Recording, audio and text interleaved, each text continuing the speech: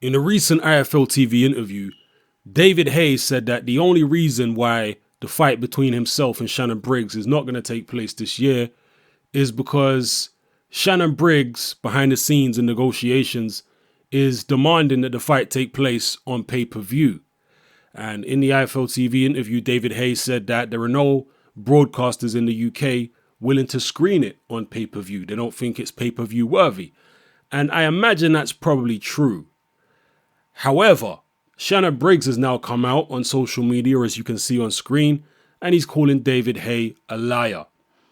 At Mr. David Haye, he says, lying to his fans, telling them that I turned down an offer to fight him on hashtag DaveTV. Shame on you, hashtag David Feathers.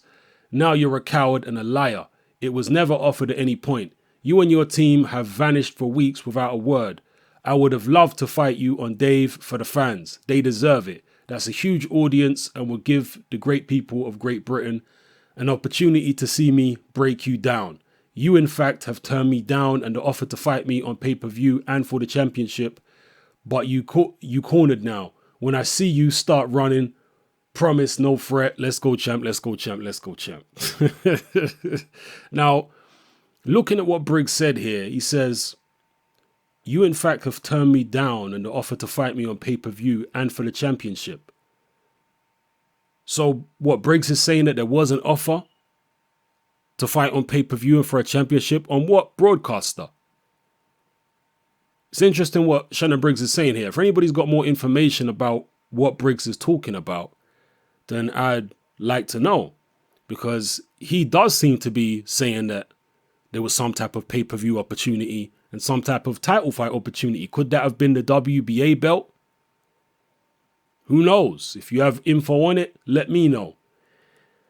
I don't know what to make of the whole situation. I don't really know who to believe. Now, 9 times out of 10, when it comes to choosing a side between David Haye and the other guy in terms of who's telling the truth, I'm going to pick the other guy because David Haye has just got a long history of dishonesty. But in this instance, Shannon Briggs is a performer. Let's not get it confused, people. He is a performer. He's been in Hollywood. He's done acting. So where the real Briggs begins, or where the real Briggs ends, and the caricature, let's go champ character begins, is anyone's guess. So I'm not really sure who to believe here. They both could be exaggerating or stretching the truth or whatever. So I don't know. Let me know how you feel in the comment section below. Are you even bothered that this fight's not happening? I think that this fight is appropriate for the Dave TV network.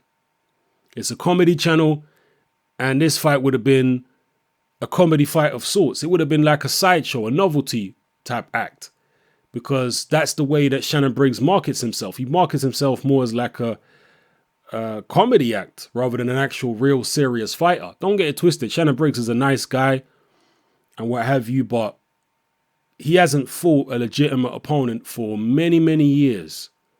And he has got his name up in lights and he's got his name talked about, and he's even ranked quite highly, I think, with the WBA, I believe. All because he's been mouthing off and chasing Vladimir Klitschko, then chasing Deontay Wilder, and most recently chasing David Haye.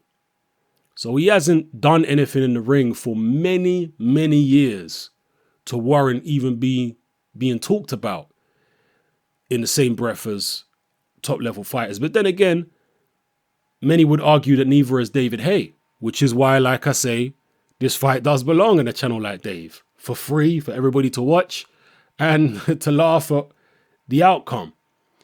I personally, looking at both of their recent fights, I personally think David Haye would win by knockout fairly early. I think within 4 or 5 rounds, he'd knock Shannon Briggs out.